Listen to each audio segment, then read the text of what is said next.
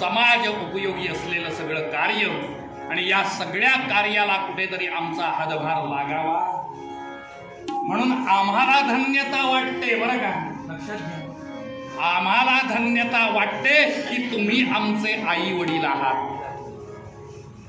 शब्द नीट ऐकायचे असतात कीर्तनातले, बरं का. आई वडील म्हणतात असं पोरग जन्माला येणं आमचं भाग्य किंवा दुर्भाग्य.